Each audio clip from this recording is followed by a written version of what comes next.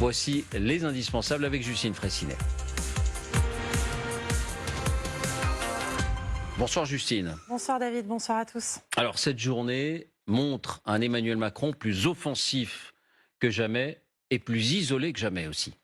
Oui, les responsables des divers partis reçus ont d'abord relaté les propos tenus devant eux par Emmanuel Macron, qui s'est même appuyé sur une carte comme un chef d'état-major et leur aurait tenu un discours très alarmiste. Il a décrit un scénario qui verrait les troupes russes avancer vers les grandes villes de l'Ouest, notamment vers Kiev. Et selon les participants de la réunion, ce scénario est plausible aux yeux d'Emmanuel Macron parce que la situation se dégrade pour Kiev. Dans ce cas, pour lui, il faudrait être prêt à réagir. Écoutez Fabien Roussel pour le Parti communiste.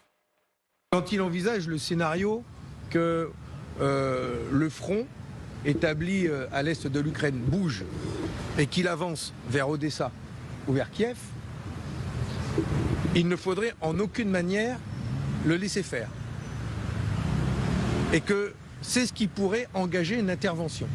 Et je trouve ça, je le dis, extrêmement grave et extrêmement dangereux. Voilà, face à cette situation décrite comme de plus en plus dure et comme dramatique potentiellement par Emmanuel Macron, le chef de l'État a prévenu, il ne doit pas y avoir de ligne rouge. Effectivement, et c'est ce qui pousse certains chefs de parti à le qualifier d'irresponsable. Ils se disent inquiets. Écoutez dans l'ordre Manuel Bompard pour la France Insoumise, Fabien Roussel pour le Parti communiste et Jordan Bardella pour le Rassemblement national. Le gouvernement et le président de la République dit clairement aux Français, aux forces politiques, que la position de la France a changé. Il n'y a plus de ligne rouge, il n'y a plus de limite. Je suis arrivé inquiet. Et je suis ressorti plus inquiet encore.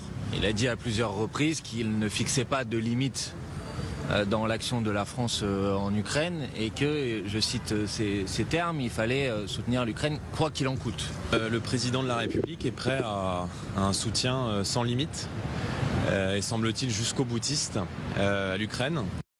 Alors ça, c'est la position donc d'Emmanuel Macron telle que la relatent les responsables de l'opposition. Et cette position suscite une réprobation unanime. Effectivement, l'opposition de tous et l'inquiétude de certains. Écoutez Éric Ciotti pour les Républicains et Marine Tondelier pour les écologistes. J'ai dit que cette position me paraissait inopportune, inappropriée, voire irresponsable. C'est extrêmement inquiétant de voir un président de la République français qui explique face à quelqu'un qui détient l'arme nucléaire que nous détenons nous-mêmes qu'il faut montrer que nous sommes sans limite. Et certains estiment même que cela fait le jeu de Vladimir Poutine. Écoutez Jordan Bardella pour le RN et Olivier Faure pour le Parti socialiste.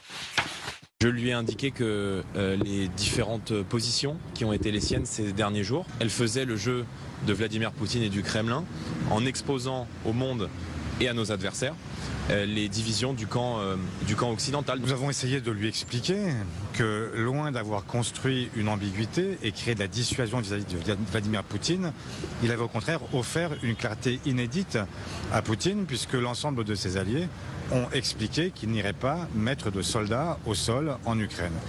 Et donc qu'il y avait un caractère très contre-productif à ces déclarations.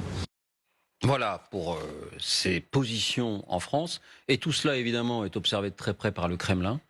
Tout cela n'échappe en aucune manière au Kremlin, qui a réagi à nouveau pour cibler également Emmanuel Macron.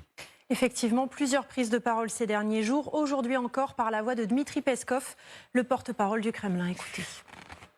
Очевидно одно, господин Макрон убежден в своей линии на нанесение стратегического поражения нашей стране. Он продолжает повышать уровень непосредственной вовлеченности Франции в этой войне. С нашей точки зрения это никоим образом не соответствует интересам французов. Et Dmitri Peskov, le vice-président du Conseil de sécurité russe, va encore plus loin. Macron a déclaré qu'il n'y a plus de ligne rouge, il n'y a plus de limite en termes de soutien à l'Ukraine. Cela signifie donc que la Russie n'a plus de ligne rouge pour la France. Tout est permis. Merci Justine.